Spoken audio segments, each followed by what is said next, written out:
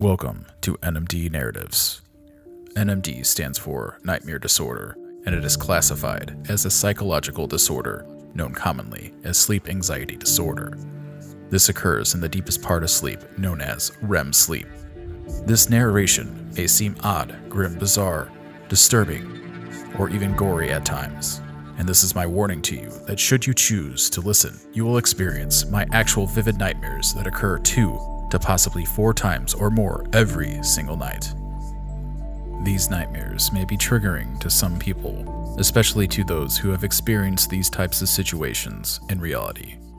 Welcome to NMD Narratives. Let us begin.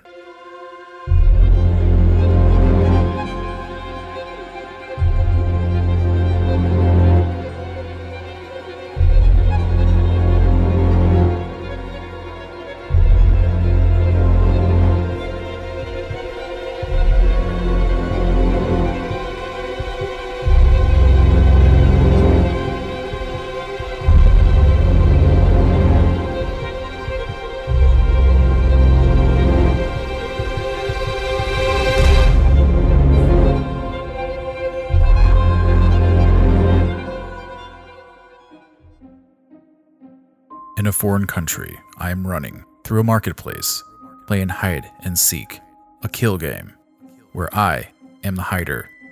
I couldn't find a place to hide, so I continued to run. Left, right, straight, left again, right.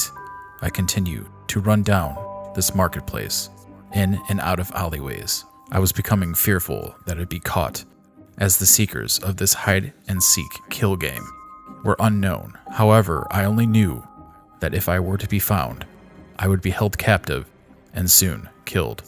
As I continued to run, I came across a playground where it had a creepy feeling to it. A majority of the playground structures seemed ran down and decrepit. Benches were split.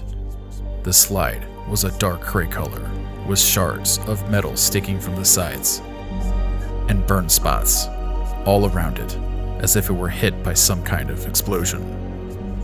Something told me to go towards the only pristine object there.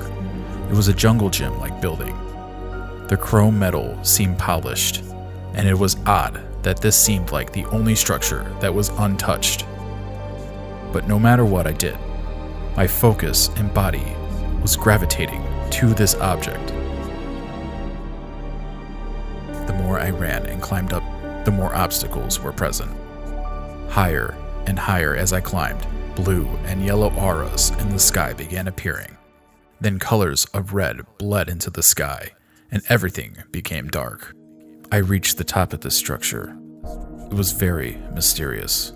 I was slowly walking, unsure if I needed to still hide at this point, as I was not bothered anymore. As I continued to walk, I found a cat. At first, it stared at me as if it were startled and shrieked, then ran towards me and vanished.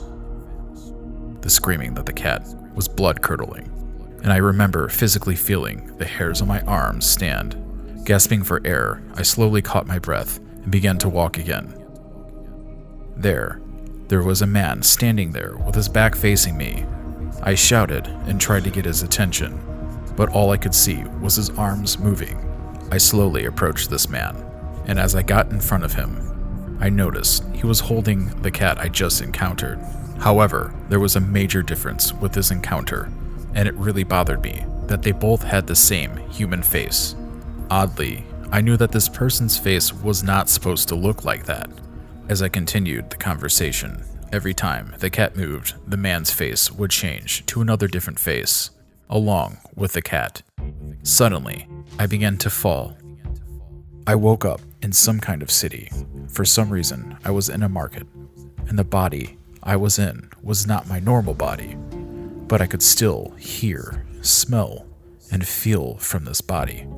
I was viewing everything from a different perspective. This body picked us up off the ground, and the aroma of dirt, spice, and some kind of metallic smell overwhelmed my senses. Unsure of where I was going, I could see vendors and different people all around, but it was as if I was not there. or even existed. Because generally, in reality, there are people who look at you anywhere you normally go, but it was not happening here. There were spice market stalls, knife stalls, vendors of other different types. Several other shops were all around, and I stopped and was finally spoken to. However, this person could not look at me or even move their head. This conversation was about an object that I found there. I didn't understand what it was, but I knew it was sharp. It wasn't a blade or a knife, but it was heavy, spherical, and the darkest black I've ever seen, with specks of illuminating red that were dark in color. As the ground began to shake, the buildings started to sway. All of the people in the market were still and not moving. I could feel my entire body being shaken, and a sense of panic flooded my senses. Something shouted in a godlike, startling form, "Run!" I began running through the marketplace. I was breathing heavily, probably the most I have ever before. I thought I was going to pass out. I continued running through this area, this time the opposite direction, in order to get out, but ended next to 3 police officers in uniform. A man that I noticed was one that was wearing a blue coat with black sunglasses. Around them, I noticed people watching, and a muscular man started following me. I then knew I had to run once more. The faster I ran, the faster the man chased me. I didn't know what I had done, or what put me in this situation. Alleyway after alleyway, I ran until I heard chanting from a large crowd. I knew that if I put myself in the middle of this crowd, I might be able to lose the man that was chasing me. I made it to the chanting crowd. I could not understand what they were saying. I then ran through the crowd and dodged every single person that I could, in hopes of not getting spotted once more. In the center of this crowded area, there was an opening. That same uniformed police officer that I had just seen was there. The man in the blue coat from before was there, standing right next to me, and then grabbed my arm to reach into my pockets to grab all of my belongings, my wallet included. With brute force, I grabbed his arms and started to wrestle him. I tried to yell for help.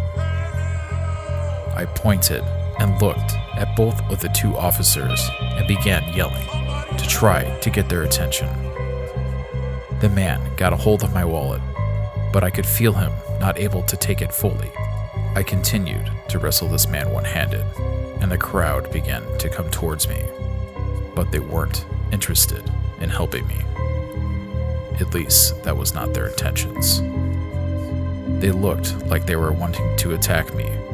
The crowd completely enclosed me, and while pushing the group off of me, the man still couldn't take my wallet, after almost having it. As I continued to wrestle the crowd and this man, he placed my belongings in his right back pocket. From outside of the crowd, I could see the officers looking at me. These officers then began to approach me, but these men in uniform weren't actually police officers. I knew their hoax. They made this entire situation happen, intentionally, and the men were actually out to target me, not only for my identity, but for my life. I was yelling at the top of my lungs as I began to fight off these men. We continued to fight. The sky turned from blue to yellow, then, finally, back to red. A loud electronic horn blared, and everyone froze. One by one, they all went back and began floating away in a statue-like fashion, not even moving. I knew this was my chance to get away. I had to make a run for it. I ran back through the marketplace, and a pulsating bell began to ring that echoed down every single alley that I went through. I made it to where I was clear from any people, and suddenly, the same horn blared again. My head was forced down, and I could see the ground, and underneath the body I was in, a hole was starting to form. In front of me, the hole started to grow. Sparks were coming from the sky, and slowly things were becoming black. I then fell through that hole. When I finally landed, I felt like I was hit by a train. I got up and looked around. I was under a bridge, and there was a sidewall with a chain link fence. It was now night, and I was still shaken from what just took place. I looked around, and I saw this building across the street. I went towards that building, and as I was walking up to it, there was really nothing else around. In that parking lot, there was only what seemed like junkyard cars scattered around the parking lot. I could hear some kind of noise coming from inside. I then finally found a door that was unlocked. When I entered, I had been in this building once before, but I could not remember where I was at though, and when that was. There was a lot of people around, even at what seemed like the middle of the night. The people in there were semi-friendly. Some smiled at me, others just stared and said nothing. I started to slowly make my way through this building, and a towering glass wall stood in front of me. I looked up, questioning myself on what purpose this wall served, and I started to hear a cracking sound coming from the top. The cracking sound began to get louder, and I could see all of the glass in front of me start to fracture. Within minutes, all of it shattered at once, raining shards of glass throughout the entire building. All hell then broke loose. All of the groups of people stood there and looked at me at the same exact time. They were not happy I was there. Everything became silent. I could only hear myself breathing. The people were still looking at me and not speaking one word. All at once, their faces vanished. Some kind of metal object then was lodged right from the middle of one of those groups and landed. It smacked me right in my face and knocked me over. When I was down, they all started to charge towards me. I had no other option but to fight my way out, redundantly. As I got up, I started brawling my way through the crowd, trying to get out, swinging and feeling punches hit them. Some of them dropped. Some of their bodies were not affected. I did what I had to do. There was only a couple more bodies that were blocking my way to the exit. As soon as they fell to the ground, I ran. I got out. I made it outside and ran down the side of the building. I looked at the corner of this building where I saw two people that were just sitting there looking at me. They briefly stared at me with no expression and then went on with their business. I was physically out of breath, but I had to keep on running. I crossed the street where I came from, and I looked down, and I could see myself running in my shadow. At first, my shadow was of me, but then, when I looked up to see where I was heading, I looked back down again, and I saw my shadow, and it was something different. It was now of me running with some kind of bicycle in my hand over my shoulder that was not mine, because I did not have a bicycle ever at this point. I looked back up and went along the fence line, back under that same bridge where I had landed.